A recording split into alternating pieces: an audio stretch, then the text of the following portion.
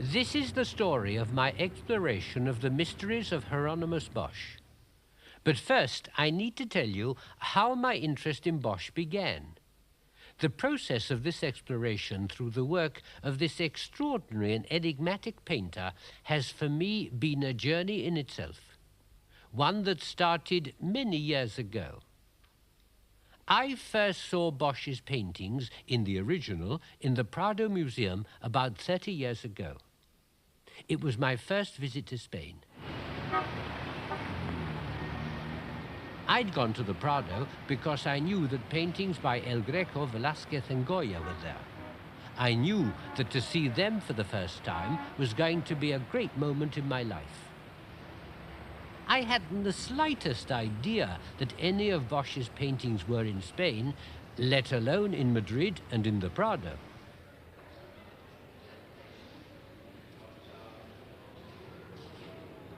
Then one day, I shall never forget it. I think it was my third visit to the museum. I happened to turn a corner in the Flemish gallery, and there, to my amazement, came face to face with the Garden of Earthly Delights. Ever since that first moment, when I stood staring at this picture, I've been fascinated by it. I've been trying to understand it, trying to work out how it was that Hieronymus Bosch, a painter who lived over 500 years ago, could have produced a painting like this.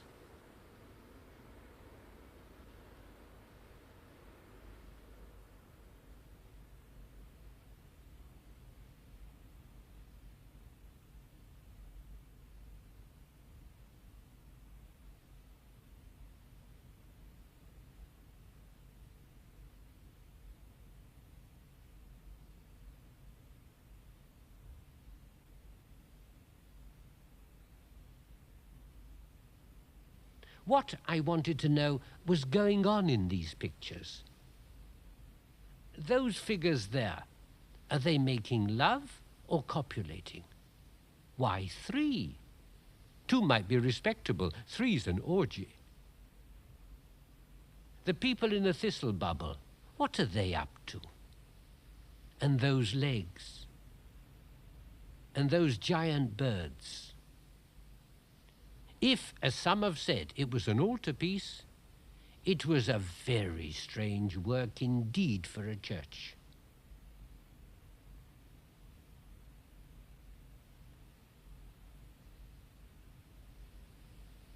I wasn't a professional in the history of art, so naturally I went to look up Bosch in the standard books on painting. To my astonishment, the great Erwin Panofsky not only told me nothing, but he explains quite deliberately why he has nothing to say. The secret of the interpretation of Bosch's strange paintings has, according to Panofsky, not yet been found. We have not discovered the key to them. And Panofsky, with enviable intellectual restraint, says no more, except to quote a 16th century German scholar who gave up on quite a different intellectual problem, with the words, "This too high for my wit, I prefer to omit." For a long time, my curiosity led me to pick up information and opinions from wherever I could. I was living in Spain and had ample opportunity to look at the Bosch paintings. More and more questions were piling up in my mind, but I was finding no answers. Then a couple of years ago, I got the chance to dig into the whole subject of Bosch. I decided to play the detective, to review the theories, new and old, and above all, to follow the evidence and clues that Bosch himself has left us in his paintings.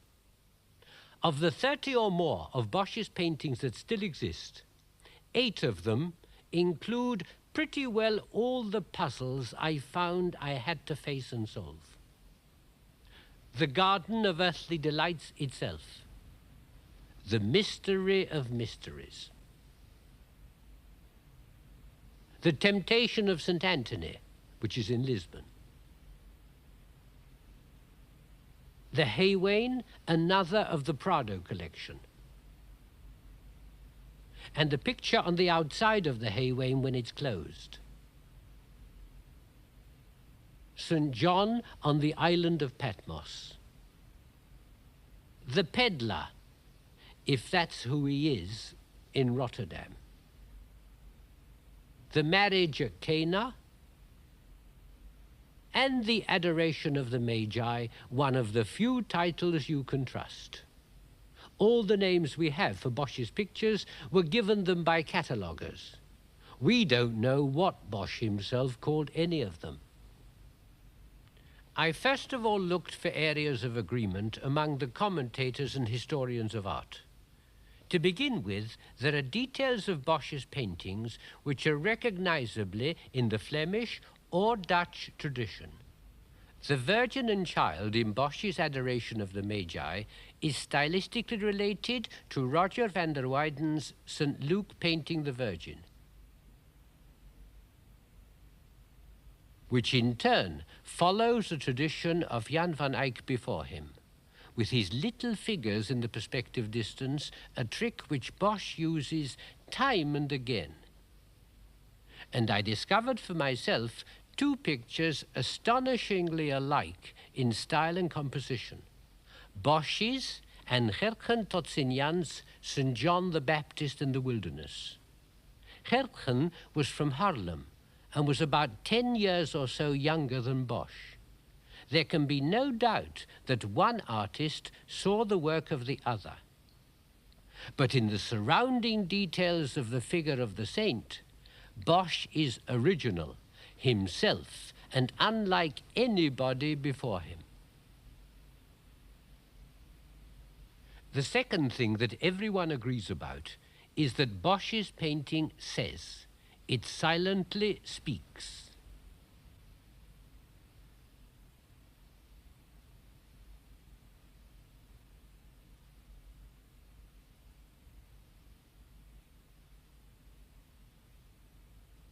Beyond those two areas of agreement, there's nothing but argument and controversy. Nearly every commentator is convinced that he has the clue to the mysteries of Hieronymus Bosch. One theory, the most popular, is that he was a member of a secret sect which practiced forbidden rites and orgies, and that he painted these practices.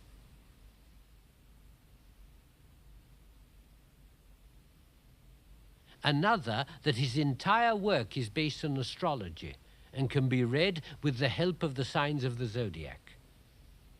Another commentator says that every little scene he painted illustrates a Dutch saying or a Dutch proverb.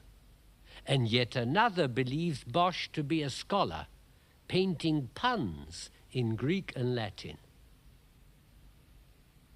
Heresy, witchcraft, alchemy, linguistics, even drugs. Each new interpreter is satisfied with his own explanation. But the fact is, I wasn't. I couldn't accept any of them. Not one of them did I find totally convincing. I believed the answer was more reasonable, less attractively exotic. It was facts I wanted, facts to get at the man and his motives. But the problem is that the established facts about Hieronymus Bosch are intimidatingly few. Even this portrait was done several years after his death. When was he born? Nobody knows for certain, but the likelihood is that it was in the exact middle of the 15th century, 1450 or a couple of years either side. Where was he born? Again, nobody can be sure. But he undoubtedly lived, married, worked and died in a place called 's-Hertogenbosch in the Netherlands, and this film was going to give me the chance of going there.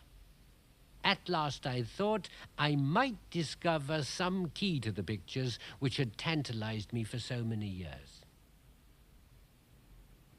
If I could actually explore the place that they came from, surely I'd find something there to help me. 's-Hertogenbosch, or Den Bosch as it's called for short, is in the southern part of Holland, in the region of Brabant. I knew little more about it than its name when I went there, and had no idea what to expect.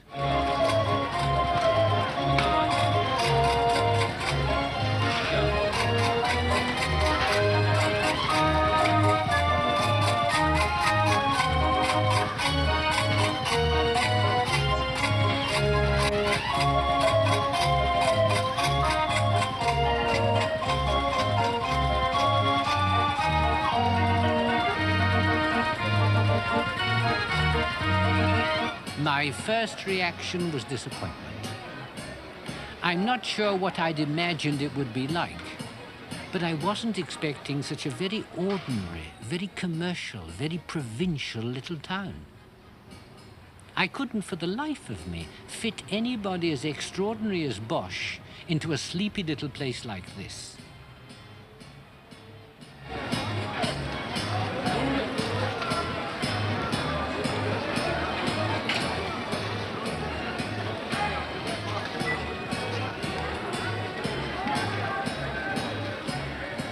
Whatever sign was there that anything but the most ordinary events could have happened here in any century?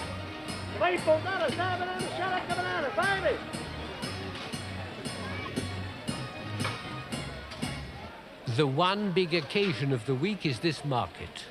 The kind of market you know instinctively hasn't changed in hundreds of years. This one is normally held in the market square.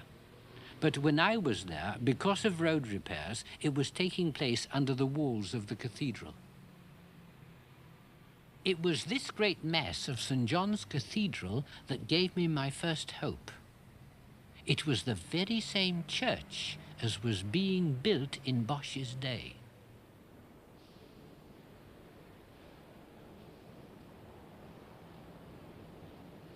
This part of the Netherlands has remained predominantly Roman Catholic, even though long after Bosch died, the greater part of the Netherlands split off from the church and became Protestant.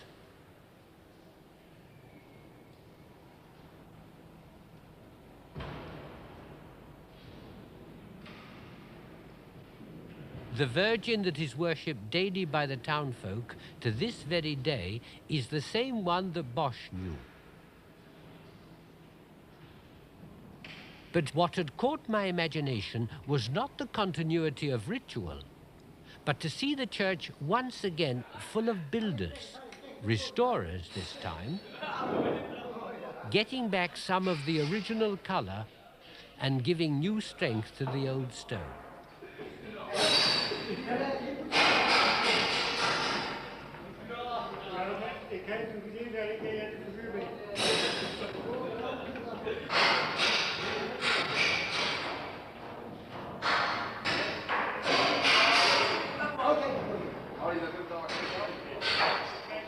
This, I told myself, is a scene that Bosch himself would have witnessed. Not only that, it reminded me that Bosch was a craftsman just like any other in this backwoods of the Middle Ages. He was no famous painter like Rembrandt or Bruegel, who came after him. If he had been, records would exist, and we'd know a great deal more about him than we do.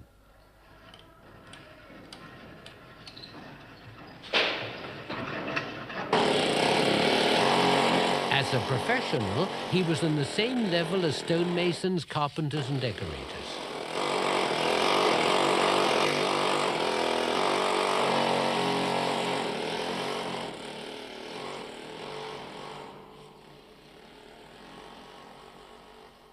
These were his contemporaries, craftsmen who carved their own images into the work they were doing for the fine new church they were building.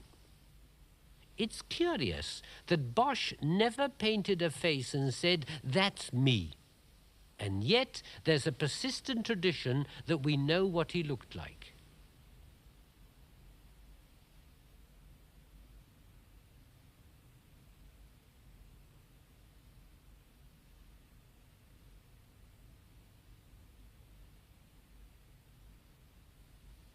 If you'd seen people going through the streets, you'd have recognized their jobs in Bosch's day. Weavers and fullers in cloth making, saddle makers, cobblers and cap makers, painters, burgomasters, officers, everyone wore his distinctive clothing, his mark of office. Even beggars and street entertainers wore their badges.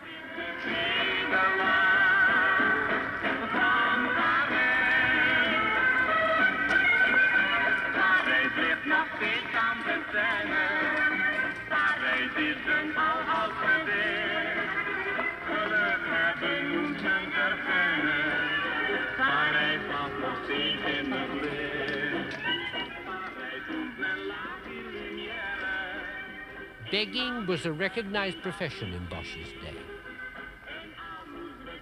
The deformed, the maimed, the crippled were part of the everyday scene in any town throughout these centuries.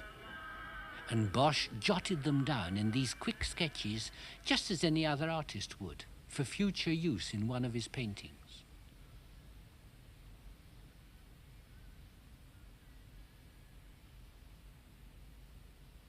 Whatever Bosch's pictures may be about, they depict the life of his contemporaries as one of imminent calamity and misery.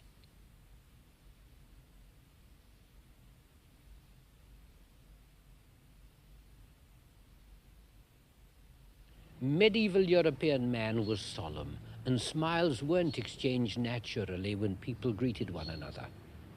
Smiling overmuch was sinful, and tears were frequent in church during the telling of tales in ordinary conversation. And to weep was no shame for even the bravest of men. Contrasts were marked. The poor begged in the streets, showed dreadfully maimed limbs, and starved in public. The great lived in ostentatious splendor. People spoke loudly and did everything noisily, indoors and out.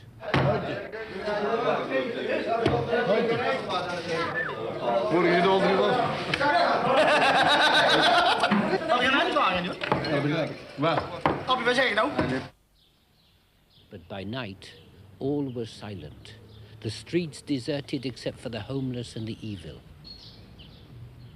Houses darkened and still. Calamity was bewailed aloud. A cry in the night was murder. A light in the night was arrest.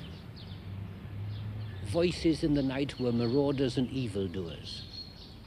The unknown and the different was devilry and to be put down.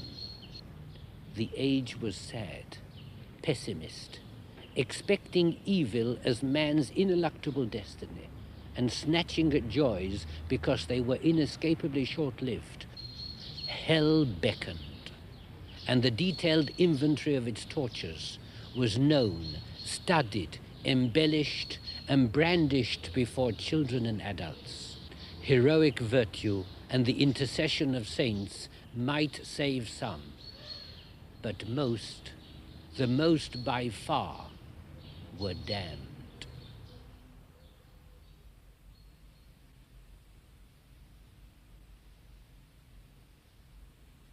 It was real fire that Bosch painted when he wanted to create an image of hell. Fires that he'd seen with his own eyes. Whole villages burning like matchwood. Few of us know the fear of burning in fire eternal. None of us has seen a witch or a heretic burned alive in a public place. Bosch and his contemporaries had. The fires of hell for them were just as real.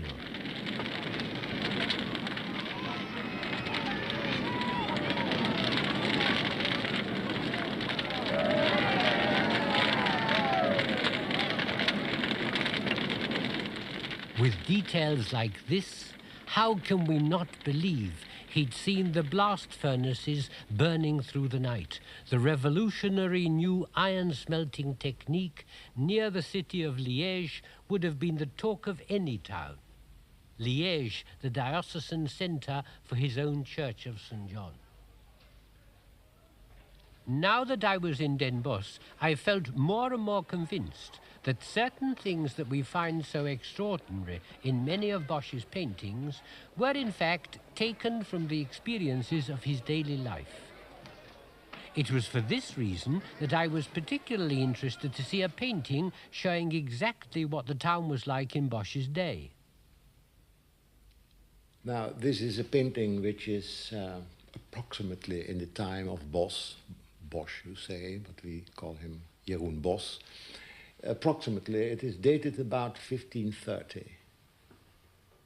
Pieter Hermersdorff, a specialist in the restoration of medieval Flemish paintings, was working on it when I was there.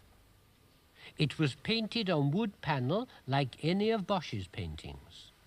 And like Bosch, the artist had used transparent glosses, which was the new Flemish technique of that time.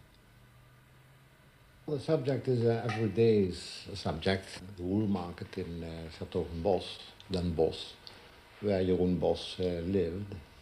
And the form of it is almost the same as it is nowadays. The market is still there. The fountain will be re-erected. The well underneath it, it has been proved, is still there. For a great part, it is historically true. This, then, is the market that Bosch knew.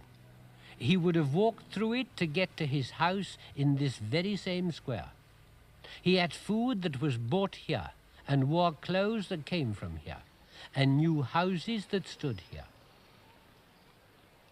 To find out more about the rest of the town that related to Bosch's day, to see what clues might be there, I met Father Gerlach, a Franciscan friar of great reputation among students of Bosch's paintings.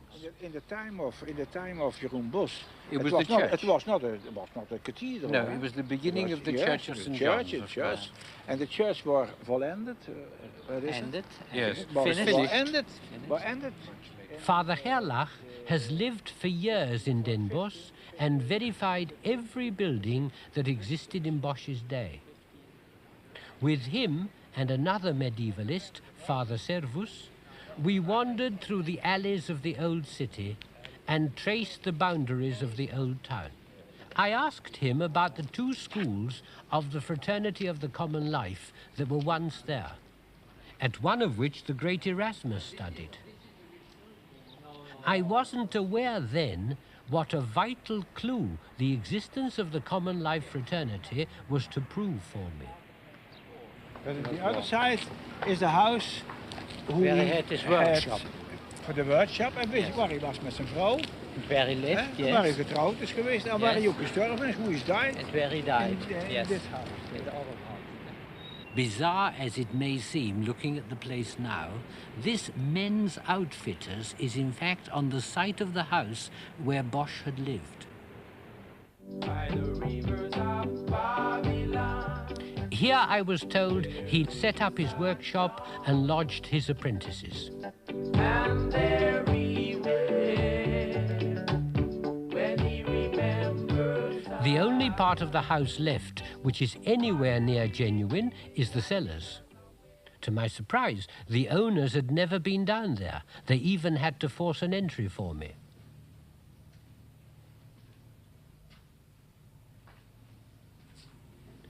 Dry as a bone and cool.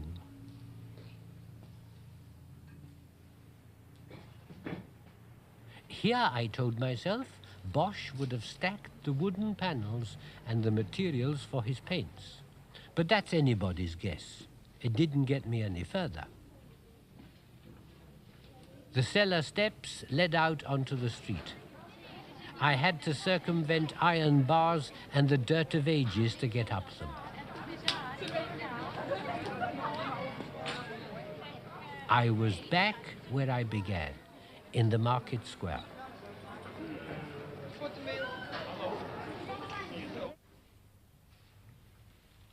I wanted to see anything that was part of the town when Bosch lived there. So I even explored the disused canals, the network of waterways that goes under the old houses. In that punt by torchlight, I was getting something the books couldn't give me, the authentic smell and feel of Bosch's own day. There was a gentle and strangely pleasant smell of putrefaction down there. The silence was tangible.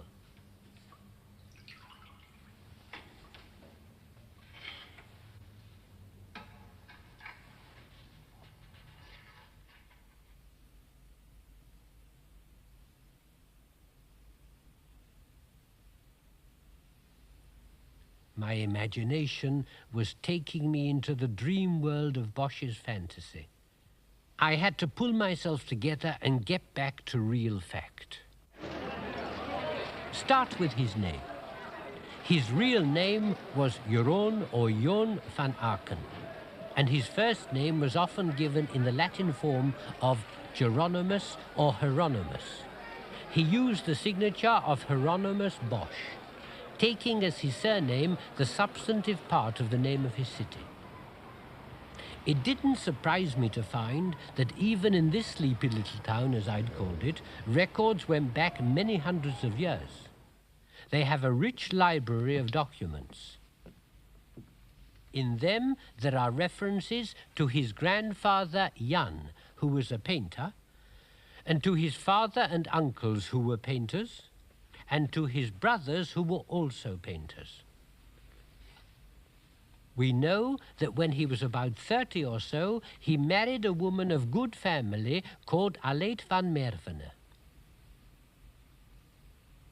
We know too that because of whom he married, he became a landowner. Here's an item in the land registry referring to his newly come by possessions. It says, Juffrouw Aleet van den Merwene, that's his wife, with Hieronymus van Aken, her husband, registers in the parish of Oerskot 1 house, 1 other dwelling, 1 hectare of land, another 4 hectares, and a further measure of 2.5 hectares. She, because of the distinction of her family, had been made a member of the Brotherhood of the Virgin when she was very young. Now he, because of his marriage, was also inducted into the same brotherhood. This one brotherhood, the popular name for the Brotherhood of the Virgin, still exists and has its own building on the same site in the town as the one in Bosch's day. It still remains a society of pious laymen, a distinguished body of merchant patricians whose charter dates back from 1318, though they'd been founded quite a time previously.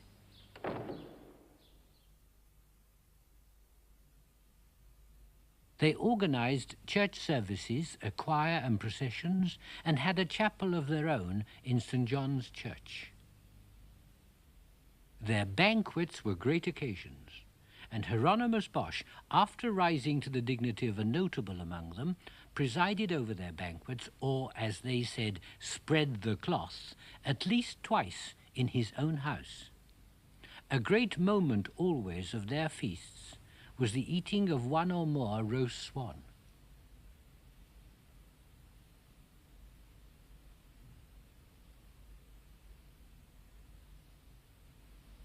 This is when he joined. Yes, the son of Antonius, Hieronymus. £10 To join. to join. That's his membership fee. His membership, yes. And Yeah. the script. Yunen, it's a sort of Lucas van Dijk, archivist. little name. Yes, a nickname, or a shortened yes. version of his Jun. name. Yes. Jun den Malder, Pan. Yes, we Painter. would translate that literally as Jerry the painter. Jerry. See, from his name anyway, Jeroen, the painter. And what more does it say? Well, Lucas van Dijk produced for me an old membership book, out of which came a curious circumstance about Hieronymus Bosch. A blank coat of arms. the window. Here you see all the shields of the members. It's very curious. Jeroen Bosch, It's empty here. No coat of arms. No coat of arms, not at all. Shield and no coat of arms. No. Is he the only one? He's not the only one. It's possible that the author, the copyist, Yes. did not know the arms of Bosch. Ah, you think he may have it's had not arms? proving that he had no arms. Interesting. It's a manuscript from 1460. There was also a reference to the fact that when Bosch became a member of the Swan Brotherhood, his head was shaved to give him the tonsure, and he adopted the sort of semi-clerical clothes they all wore. So I'd learned there were two sides to the membership of this club, this brotherhood. One was the religious and charitable activities they were all known for. And two, the social standing you got by being accepted as a member. And that meant, then as now, to say the least of it, being rather wealthy. Bosch took part in the activities of this brotherhood, but at the same time must have engaged like any other farmer in arguing and bargaining in the marketplace and trying to make money.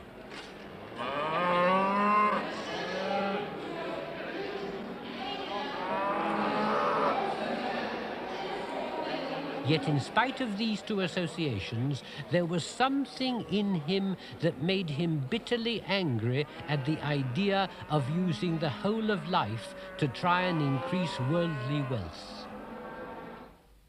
He's saying so in this painting, The Haywain. It's a clearly satirical picture in which he shows the whole world, from Pope to Emperor to merchants and priests, the common people, everybody chasing after hay. And hay, in biblical and country proverbs, means the vanity and emptiness of money, wealth. People hoard it. People swindle for it. People kill for it. The great of the world just go along with it and take it for granted as their due. And on top of it all, the arts and the muses. They are no better than any of the others. It's unquestionably a personal protest Bosch is making in this painting. At the back of my mind was an idea. A memory that Erasmus, in his satirical little book Praise of Folly, takes up exactly this attitude towards wealth, satirizing people for devoting their lives to chasing after riches. I knew that Erasmus had been influenced by the teachings of the Common Life Fraternity, the same fraternity that I talked about with Father Gerlach. Erasmus was more than influenced. In fact, his mind had been formed by them. The city of Den Bosch was known for years, even well after Bosch's death, for its religiosity. 1 out of every 6 men in the town was in holy orders of one sort or another. It was that fraternity that set the tone of sincere devotion among high and low, and made that city different from many others. Their aims and purposes by our standards were good, decent Christian ideals. They taught an inner piety and frequent reading of the Bible, and incidentally were against beating children in school. But the one I found amazing, the one that jumped out at me, was their fundamental and virulent dislike of polyphonic music, of counterpoint, the fashionable, over-elaborate church music of Bosch's day, which was beginning to replace the simple human voice of plainsong. For them, it led to sin, the work of the devil. I knew I'd seen this in one of Bosch's paintings. If I was right, this fantastic musical section in the hell panel of the Garden of Earthly Delights is Bosch telling us that polyphonic music in church is a sin and a heresy, and that those who perpetrate it and enjoy it will suffer in hell forever.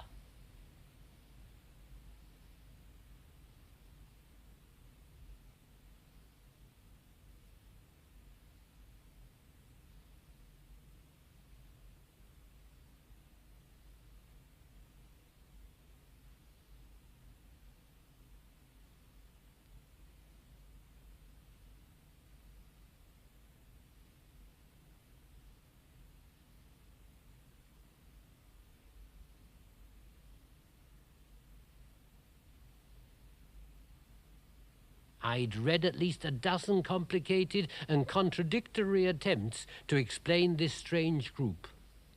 To me, now it appeared straightforward. Bosch is here preaching, using paint to preach the common life teachings. What I had to do now was to test other aims of the common life fraternity against other details in his paintings. If the aims of the common life fraternity fit his pictures, my hypothesis is proved. If I'm right, then this is the evil of drink. His legs are rotten trees standing unsteadily in boats on water. He's the eternal drunk. His body, a rotten egg, is nothing but a dreary tavern.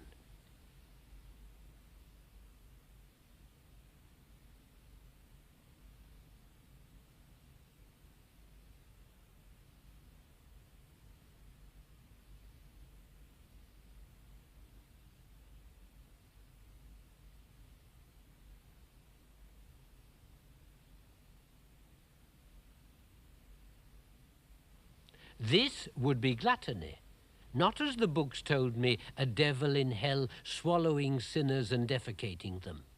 The sin of greed or gluttony wears a cooking pot on his head.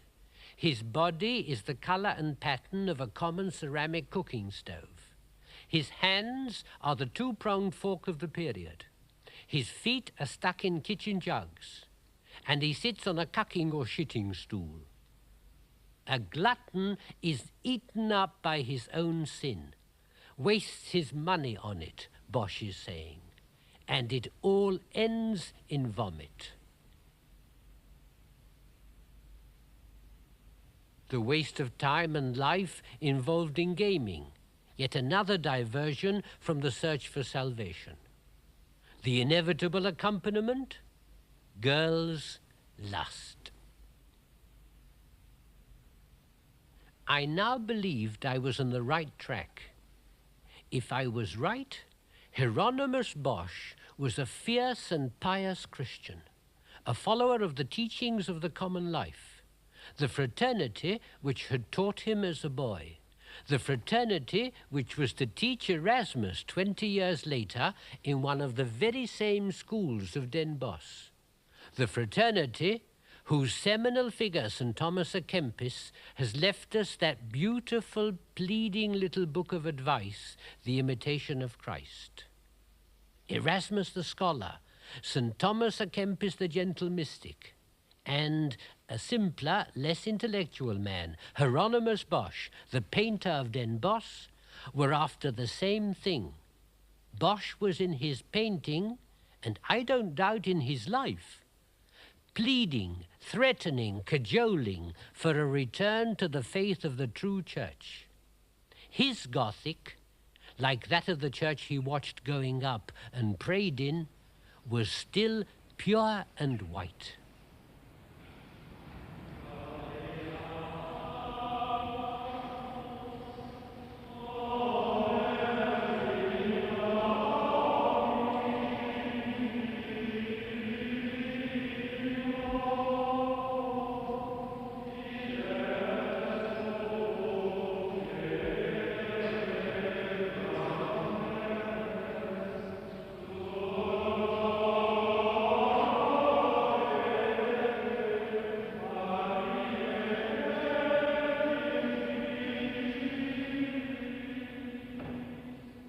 I'd started with this Church of St. John, and for me it had become a symbol of the very specific spiritual atmosphere in this town, precisely at the moment of Bosch's lifetime.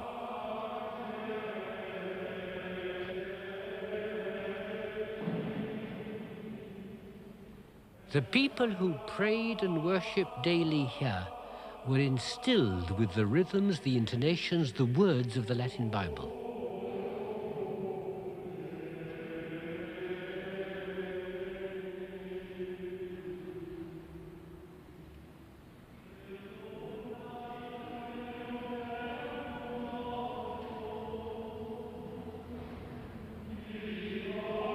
They were fed sermons, stories, and parables, made to see the characters of the Bible as real people whom they invoked and communed with. The Bible as taught to them by the fraternity of the common life.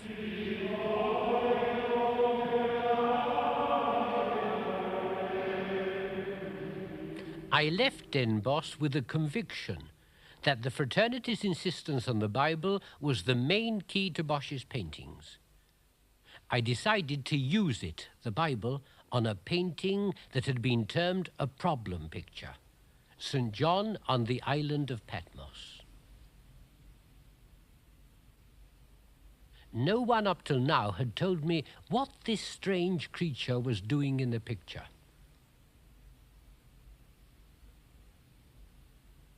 What I found in the Bible fits almost word for word, allowing for the creative license of a man like Bosch.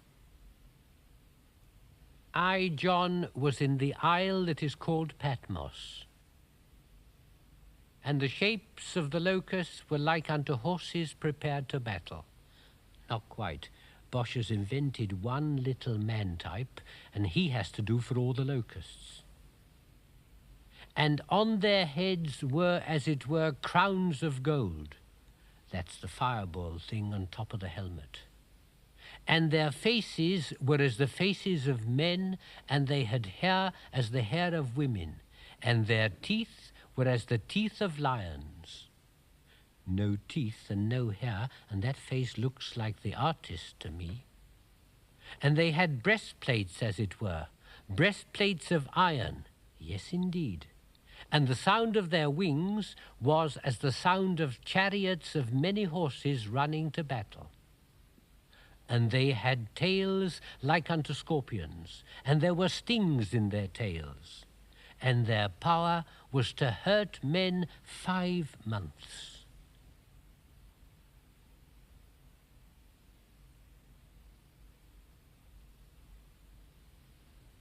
And there appeared a great wonder in heaven, a woman clothed with the sun, and the moon under her feet, and upon her head a crown of 12 stars.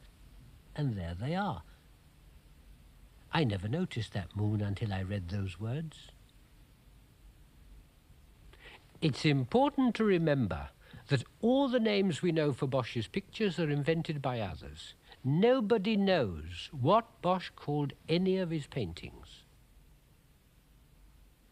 This one has had several titles: The Vagabond, The Peddler, Mankind, The Prodigal Son, and even the so-called Prodigal Son. I don't believe any of them. I see it as the Good Samaritan. There's the man bound to a tree and being robbed. There's the Levite turning aside. And there's the Good Samaritan, about to turn round and give up his journey to save the man.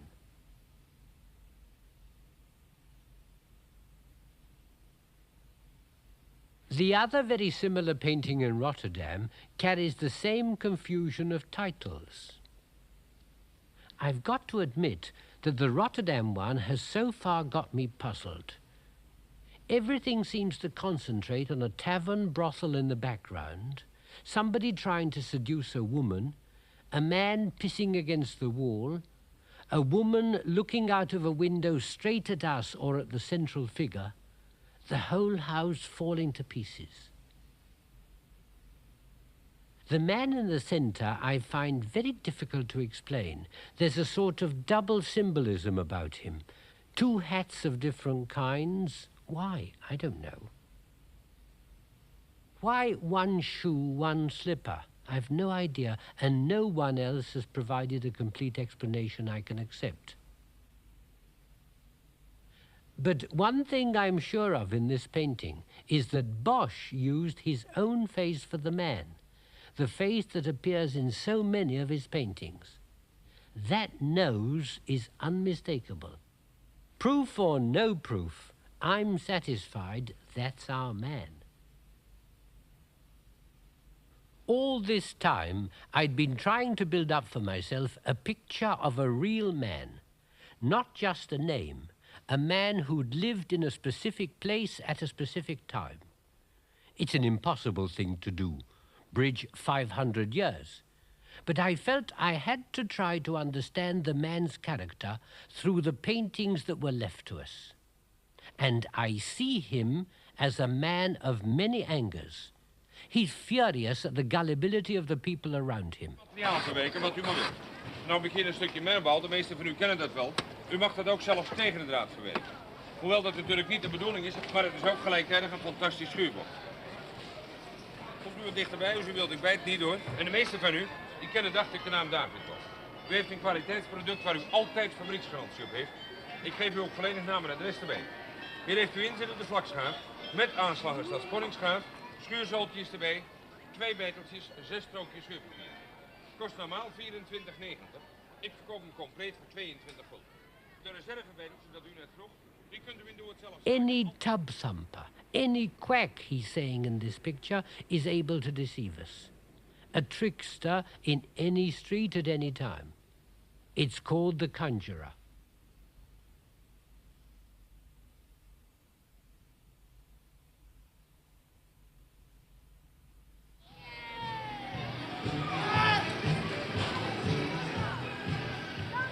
He's full of contempt and not pity for those in their stupid self-indulgent pleasures.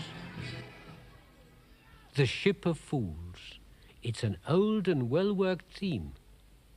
All sinners are going to hell, those dressed as monks and nuns as well as ordinary people.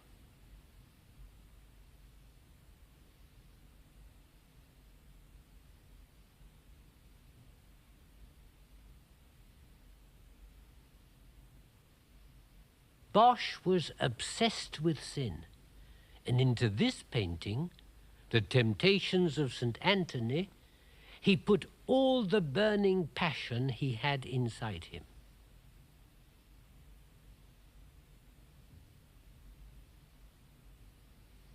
Here is the great fight against evil. The good man who stands up and defeats temptation, sin, the devil himself. Bosch painted the theme of St. Anthony and his brave fight again and again. Most of the paintings are lost. Anthony was his father's name. The family worshipped at the chapel of St. Anthony in Den Bosch. Bosch identified with St. Anthony. He uses the story of St. Anthony, his temptations and his struggle against them. St. Anthony carried up into the sky by devils before they fling him down to earth. His friends carrying him back to his cave or to the coffin in which he lived.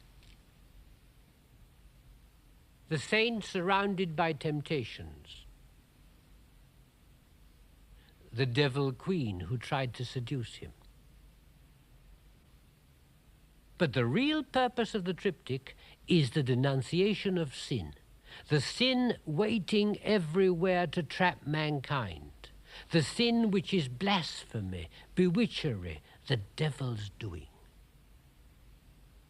Psychology, psychoanalysis, says that nobody could be like Bosch, so obsessed by sin, so obsessed by images of sex, so obsessed by evil, witchcraft and sorcery, and not have it himself deep in him.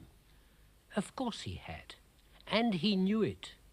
The very fact that he returns to the same great themes, sin and repentance, again and again and again, proves his obsession with what he considers his own miserable spiritual condition. He was a man of his times. For all of them, the devil was alive and lurked round every corner. The belief in witchcraft was a fearful commonplace. A blasphemous representation of the flight into Egypt, with Mary mounted on a giant rat and stuffed into the hollow of a dead tree.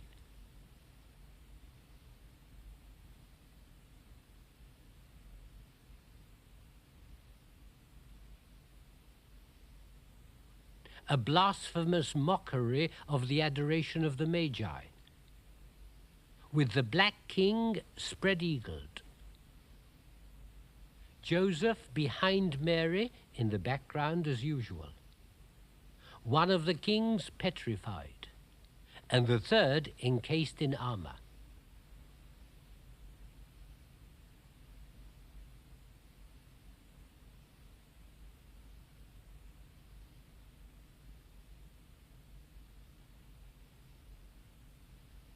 In the air, witches cavort.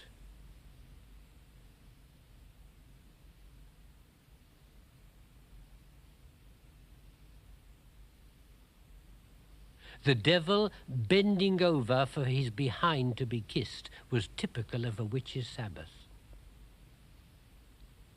While in the very center of the picture, Jesus points to his own crucifixion, the true way to salvation. A mass, a black mass, is being celebrated. A procession of the filthiest of mankind by the standards of Bosch's day, the crippled in body and the maimed in mind. Jugglers, musicians, dogs and monsters attend the Mass, lining up to take a sacrilegious communion. A false priest conducts the false Mass. In the Roman Mass, the priest gives the people the wafer but never the wine. In this one, he gives the wine, and she who is the spirit of evil is taking up the wafer. The black acolyte elevates a symbol of sacrilege, where in the true Mass would be the crucifix. The images of corruption and wickedness are innumerable.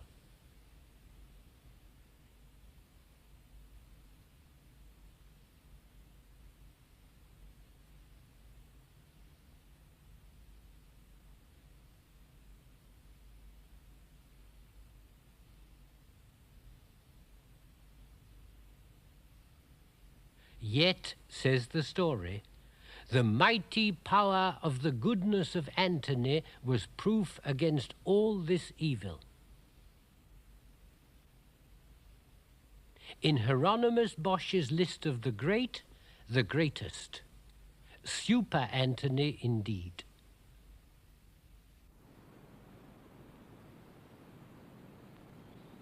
Bosch loved his countryside more than he knew. His landscapes are distinctively Noordbrabant, his part of the Netherlands. Like any medieval craftsman, he put in background incidents to fill in the scenes. But being by Bosch, they're often evil.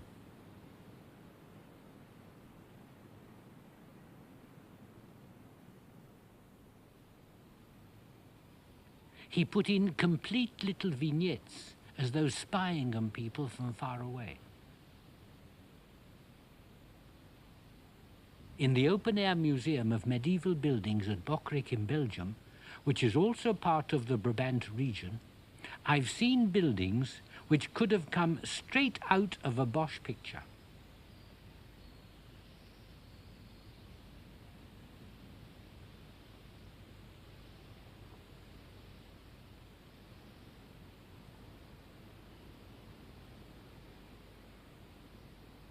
When Bosch wants to, he paints with such attention to detail, it's nearly impossible to see what's real and what's painting.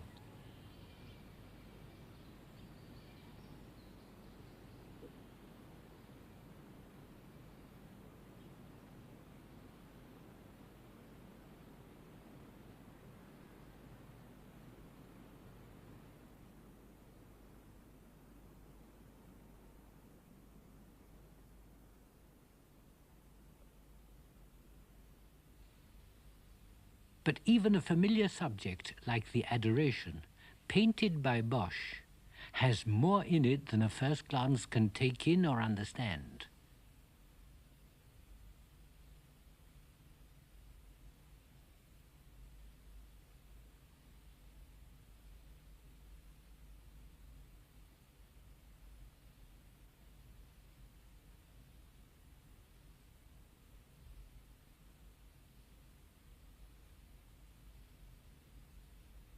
Bosch has set the whole scene as if it were the celebration of the Mass. Mary is the altar. the child enthroned on her lap. Balthasar, the oldest of the kings, in his red cloak is the celebrant, and the other two are acolytes.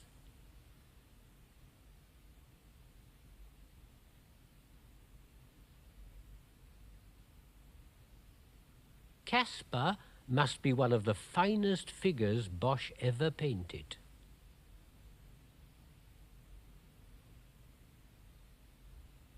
All round are scattered, sculptured, engraved, and embroidered references from the Old Testament. Again, the Bible is our key. The sculpture on the ground is the sacrifice of Isaac. Melchior's cape is embroidered with the Queen of Sheba's visit to Solomon. Caspar's orb shows Abner offering homage to David. The little figure in the background on the left wing is St. Joseph. He looks up from washing the child's clothes as if wondering what's happening. St. Joseph was often a figure of fun and ribald humour throughout the Middle Ages. Earthy humour saw him as cuckolded of the Holy Ghost, and many a solemn sermon argued seriously to refute the slander. The bad shepherds are watching from the roof. They are described in a verse in the Gospel of St. John. Verily, verily, I say unto you, he that entereth not by the door into the sheepfold, but climbeth up some other way, the same is a thief and a robber. The bizarre figure in the doorway has attracted the most bizarre theories. One of them is he's the Antichrist and at the same time the Jewish Messiah. Another that he's Balaam, the heathen prophet who came to curse and stayed to bless. I suggest that he's King David. He's nearly naked and draped in a red robe. When David danced in exaltation before the ark of the Lord, the second book of Samuel says, uncovering himself as one of the vulgar fellows shamelessly uncovers himself. This is another moment of exaltation, the birth of Jesus, who, according to the Gospels, was of the line of David, son of Jesse. The strange headdress with its curious leafy twig becomes no longer strange. There shall come forth a shoot from the stump of Jesse, and a branch shall grow out of its roots. The helmet-like crown that King David holds is, I guess, the crown of the kingdom brought by David to the newly born child Jesus. Good then predominates. It is, after all, one of Bosch's most straightforward paintings.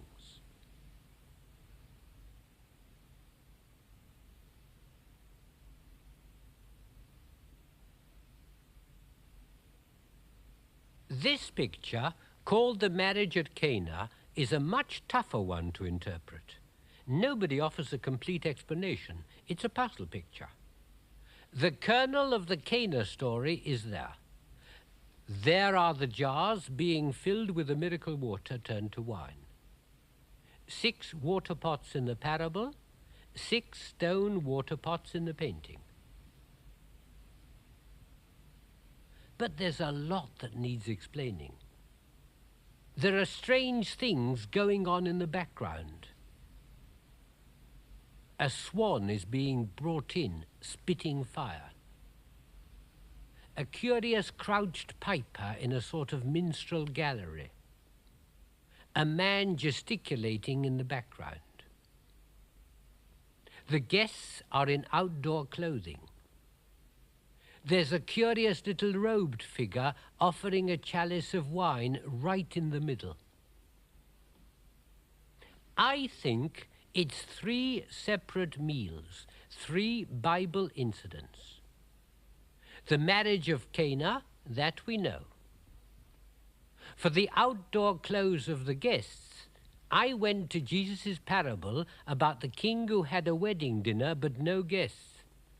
He sent his servants out and made them bring in from the street anybody who was there, both good and bad, says Jesus.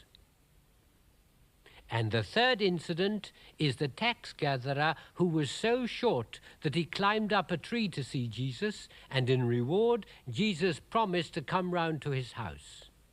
Zacchaeus, the little tax gatherer, was rich, which accounts for his ornate robe. He'd be the host. So I make it a composite Bible story. So much I think I found out. But it doesn't yet gel. I can't squeeze out of it that moral lesson that usually comes out of a Bosch picture. The Garden of Earthly Delights. We've come full circle. But don't take the name too seriously. That's not what Bosch would have called it. With the wings open, there's the Garden of Eden on the left, hell on the right, and one of the greatest of all Bosch's mysteries in the center. When the shutters are closed, you see a creation scene.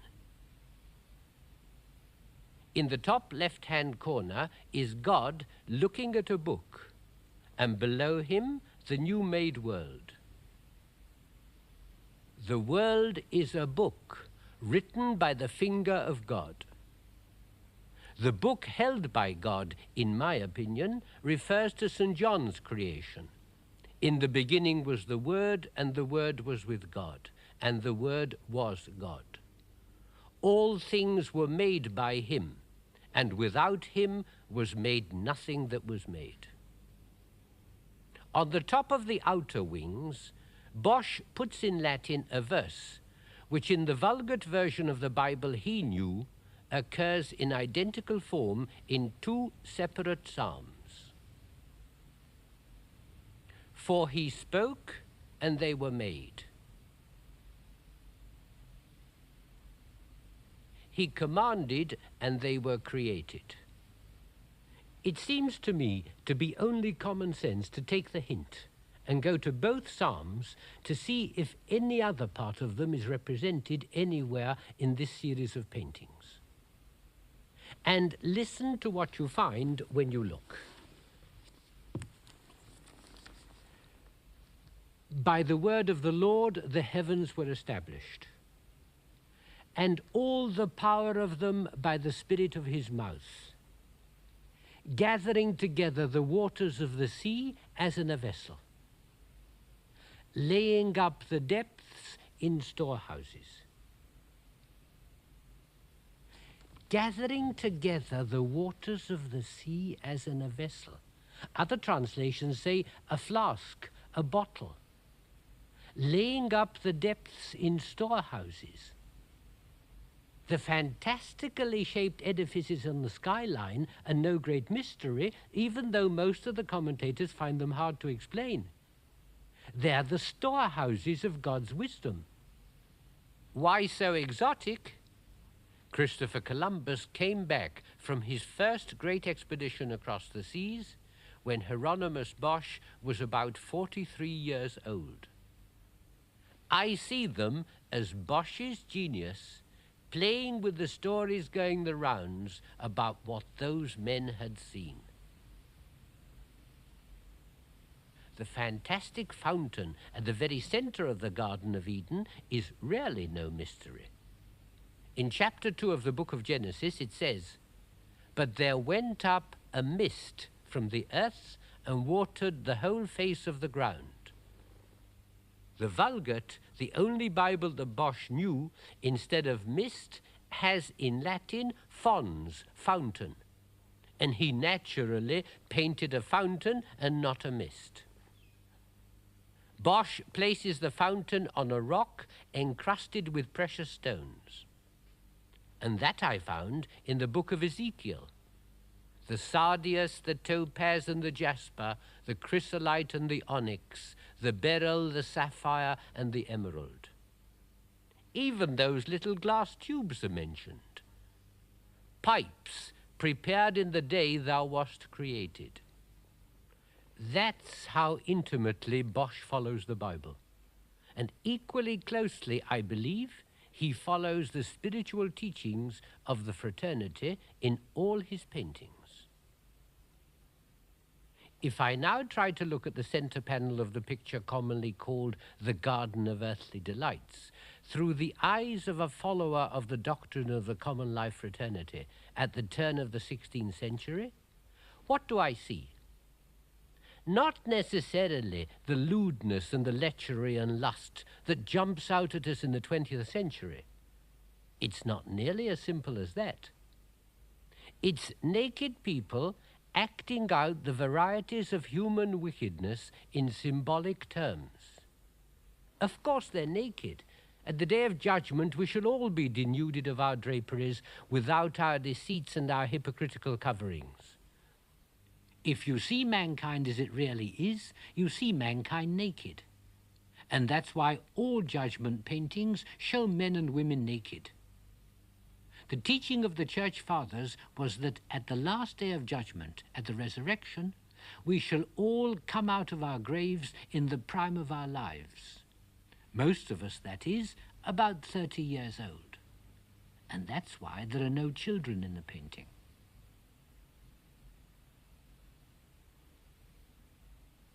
But this is no last judgment, no judgment of God. There's no throne, no divine presence.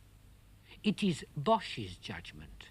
He is denouncing the world for the depravity of its behavior. The whole picture is a catalogue of sins in the understanding of the common life teachers.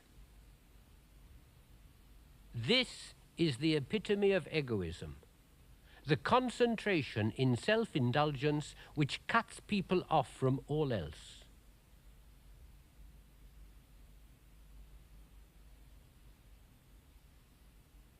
Birds are evil symbols, and Bosch uses them to attack the corrupt church with all its fine plumage, its indifference, its condoning of wickedness. It indulges sin and is the despair of those seeking for truth. The maddest of beliefs flourish, the craziest of sectarianisms thrive, and Bosch shows them cavorting round and round, getting nowhere in their frantic anti-clockwise circle.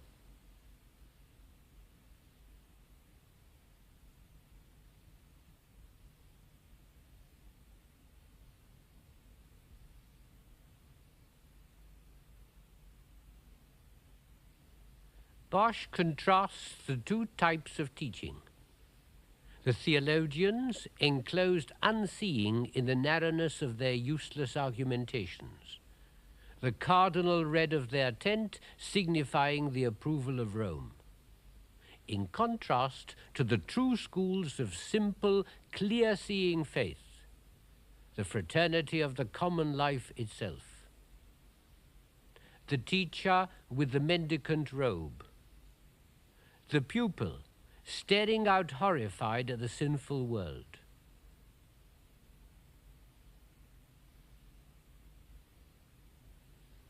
Every single detail carries meaning. There's no end to it. And I haven't got anywhere near plumbing it to its depths. For me, this is the correct analysis of one of the greatest pictures ever painted. Painted by a man whose genius took the form of concentrating in one style the declining strength, the last gasp of the dying Middle Ages.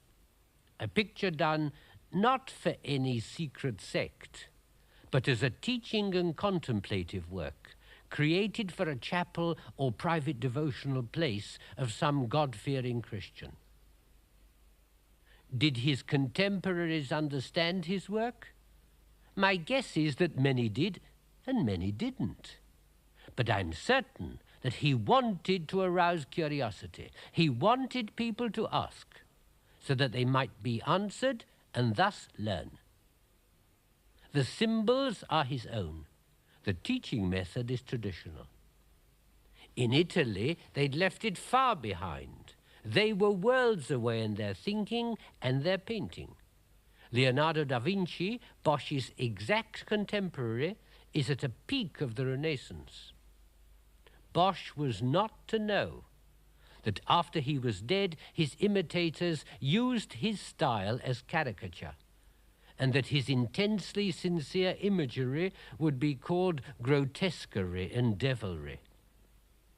The inevitable happened. His meaning, except where it was obvious and traditional, was forgotten. His new style was taken up quite brilliantly sometimes by other artists. A print seller with a shrewd eye for what would sell commissioned an artist by the name of Bruegel to do things for him in the new crazy Bosch style that people were ready to buy. Bruegel was drawing Bosch-like pictures for others to engrave 30 years after Bosch had died. Devilry and japes, they called them, and because of them, Bruegel got the nickname of Pieter the Clown. Anyone who collected Bosch's paintings, like Philip II of Spain, was thought to have very weird taste indeed. Before long, Bosch was denigrated to a heretic, and worse, a bungler. A Spanish poet insults another as "you Bosch among poets, all devils and buttocks and asses." And then oblivion. Even Bosch the caricaturist was forgotten until almost our own century. And suddenly now, in a new age, with new tastes and a feverish eroticism, Hieronymus Bosch has become more known than in all the centuries. Digging deep down into himself for his images, he struck into the unconscious common to us all. He dredged up symbols and images which make sense today in Freudian and Jungian terms. Poor Bosch, such a good Orthodox Catholic, he wouldn't have liked it at all.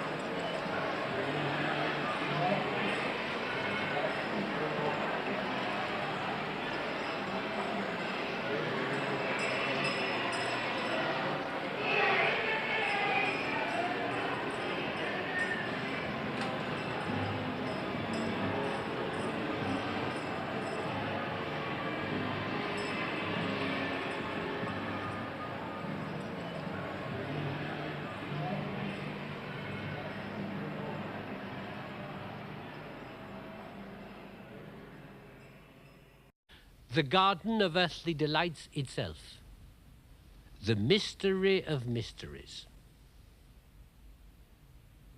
The temptation of St. Anthony, which is in Lisbon. The Haywain, another of the Prado collection. And the picture on the outside of the Haywain when it's closed. St. John on the island of Patmos. The peddler, if that's who he is, in Rotterdam. The marriage at Cana,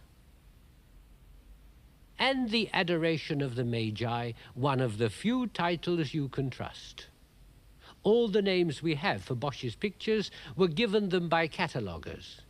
We don't know what Bosch himself called any of them. I first of all looked for areas of agreement among the commentators and historians of art. To begin with, there are details of Bosch's paintings which are recognizably in the Flemish or Dutch tradition. The Virgin and Child in Bosch's adoration of the Magi is stylistically related to Roger van der Weyden's St. Luke painting the Virgin, which in turn follows the tradition of Jan van Eyck before him, with his little figures in the perspective distance, a trick which Bosch uses time and again.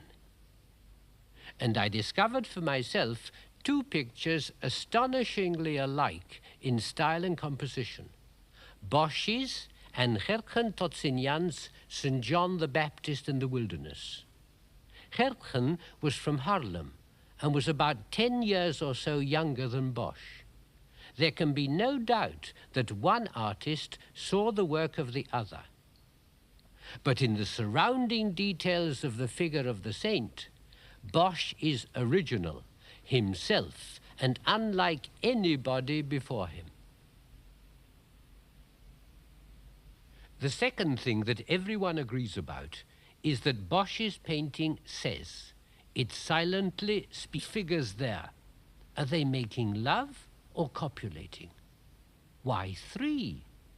2 might be respectable, 3's an orgy. The people in the thistle bubble, what are they up to? And those legs, and those giant birds. If, as some have said, it was an altarpiece, it was a very strange work indeed for a church.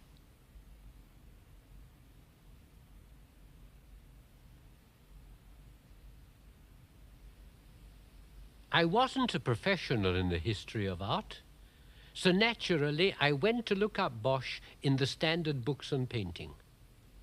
To my astonishment, the great Erwin Panofsky not only told me nothing, but he explains quite deliberately why he has nothing to say. The secret of the interpretation of Bosch's strange paintings has, according to Panofsky, not yet been found. We have not discovered the key to them. And Panofsky, with enviable intellectual restraint, says no more, except to quote a 16th century German scholar who gave up on quite a different intellectual problem, with the words, "This too high for my wit, I prefer to omit." For a long time, my curiosity led me to pick up information and opinions from wherever I could. I was living in Spain and had ample opportunity to look at the Bosch paintings. More and more questions were piling up in my mind, but I was finding no answers. Then a couple of years ago, I got the chance to dig into the whole subject of Bosch. I decided to play the detective, to review the theories, new and old, and above all, to follow the evidence and clues that Bosch himself has left us in his paintings. Of the 30 or more of Bosch's paintings that still exist, 8 of them include pretty well all the puzzles I found I had to face and solve. This is the story of my exploration of the mysteries of Hieronymus Bosch. But first, I need to tell you how my interest in Bosch began. The process of this exploration through the work of this extraordinary and enigmatic painter has for me been a journey in itself, one that started many years ago, I first saw Bosch's paintings in the original in the Prado Museum about 30 years ago. It was my first visit to Spain. I'd gone to the Prado because I knew that paintings by El Greco, Velázquez and Goya were there. I knew that to see them for the first time was going to be a great moment in my life. I hadn't the slightest idea that any of Bosch's paintings were in Spain, let alone in Madrid and in the Prado.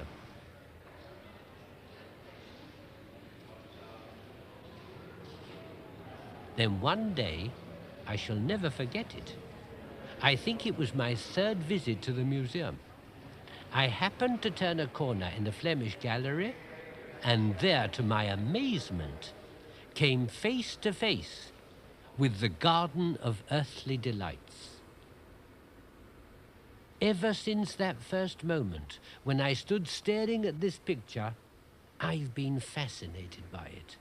I've been trying to understand it, trying to work out how it was that Hieronymus Bosch, a painter who lived over 500 years ago, could have produced a painting like this.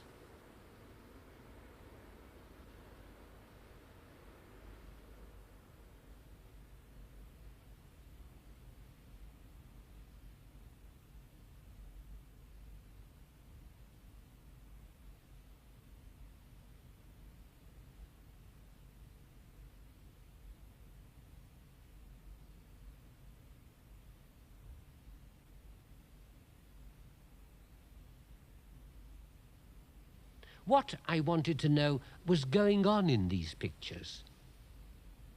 Those weeks.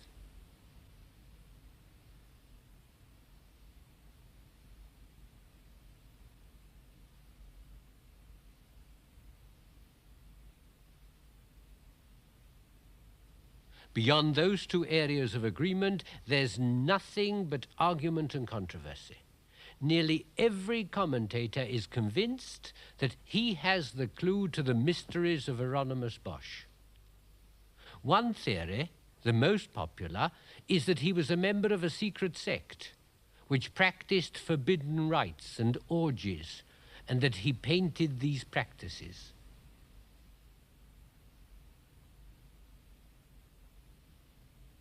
Another, that his entire work is based on astrology and can be read with the help of the signs of the zodiac. Another commentator says that every little scene he painted illustrates a Dutch saying or a Dutch proverb.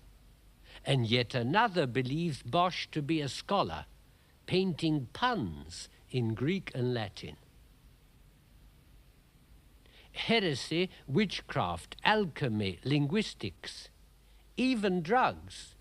Each new interpreter is satisfied with his own explanation. But the fact is, I wasn't. I couldn't accept any of them. Not one of them did I find totally convincing. I believed the answer was more reasonable, less attractively exotic. It was facts I wanted, facts to get at the man and his motives. But the problem is that the established facts about Hieronymus Bosch are intimidatingly few. Even this portrait was done several years after his death. When was he born? Nobody knows for certain, but the likelihood is that it was in the exact middle of the 15th century, 1450 or a couple of years either side. Where was he born? Again, nobody can be sure. But he undoubtedly lived, married, worked and died in a place called 's-Hertogenbosch in the Netherlands, and this film was going to give me the chance of going there. At last I thought I might discover some key to the pictures which had tantalized me for so many years.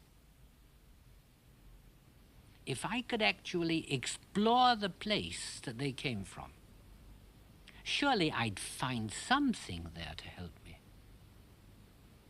's-Hertogenbosch, or Den Bosch as it's called for short, is in the southern part of Holland, in the region of Brabant. I knew little more about it than its name when I went there, and had no idea what to expect.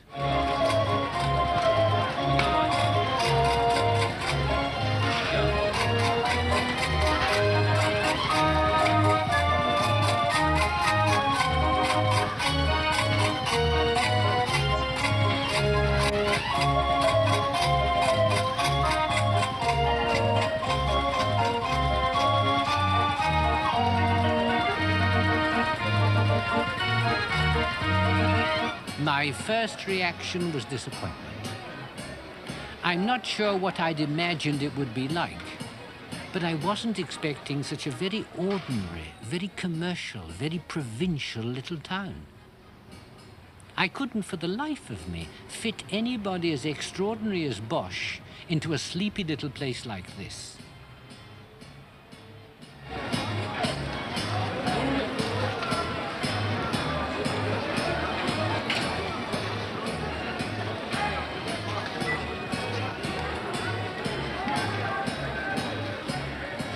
Whatever sign was there that anything but the most ordinary events could have happened here in any century?